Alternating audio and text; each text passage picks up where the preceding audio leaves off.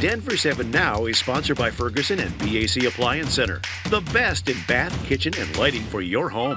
I'm Shannon Ogden with this Denver 7 Now update. We really didn't even expect to be talking about the weather tonight, but here we are dealing with more snow moving in and, more importantly, icy roads for your commute in the morning. Chief Meteorologist Mike Nelson's tracking it all. A little bit warmer tomorrow, but not by too much, Mike. That's right. Got to look ahead to the weekend for the good news, and hopefully that'll help you get rid of that cold as well, Shannon. Tonight, storm system moving across southwest Colorado. We get slippery roads, more snow for the mountains, 4 to 8 inches possible, an inch or 2 on the northeast plains, and a cold night dropping to the teens and 20s over most of the state, some low 30s out toward Montrose and Grand Junction.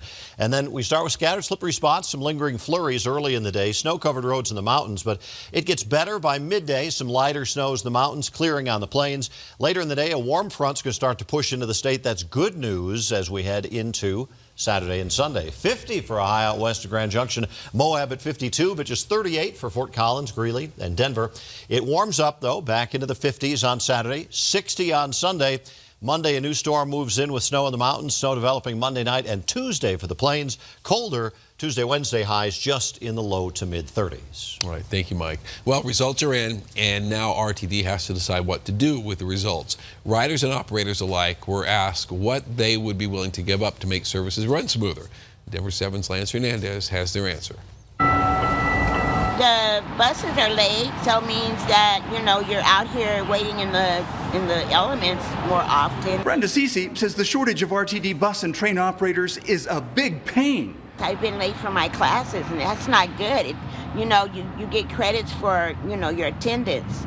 And so you don't want to look like to your professor that you're lagging. RTD has been dealing with an ongoing driver shortage for years. It's gotten so bad on Mondays and Fridays, they've had to cancel numerous scheduled bus and train trips. RTD General Manager Dave Genova says the survey results are not surprising. They want to have the reliability, rather than having to follow day by day on paying attention to the rider alerts and things. They just want to be able to show up and have their trip come. Genova says the last service reduction was during the Great Recession. He says they've added 600,000 hours of service since then.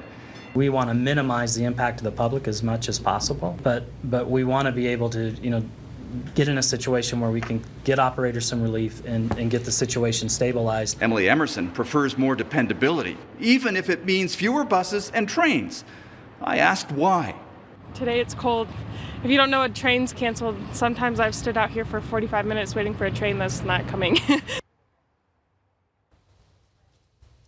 Well, the state's Commission on All Things Oil and Gas is preparing tonight to vote on new regulations. And when they do, we bet they'll be thinking of Erin Martinez. She lost her brother and husband 2 years ago when gas from an abandoned well seeped into her home and ignited. Look at that. Well, today she sat in front of the commission and told them all of this could have been and should have been avoided. The public has a right to know what is in the ground in and around where they choose to live. Our homes are supposed to be our safe havens. We shouldn't have to worry about them exploding from gas seeping into our basement. Mark and Joey deserved better.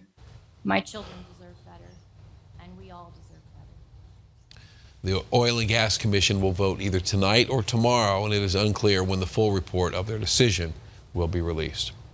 Well, for some strange reason, schools don't want students taking field trips to Rocky Flats. Aurora is even considering a full-blown ban just to make sure that no one accepts an invitation to tour the one-time nuclear plant turned wildlife refuge. The state health department is adamant, though, this site poses no danger to the public. And thank you for watching this Denver 7 Now update and for putting up with my voice. Also, make sure to download the Denver 7 app for your smartphone. You get breaking news and alerts around the clock. I'm Shannon Ogden.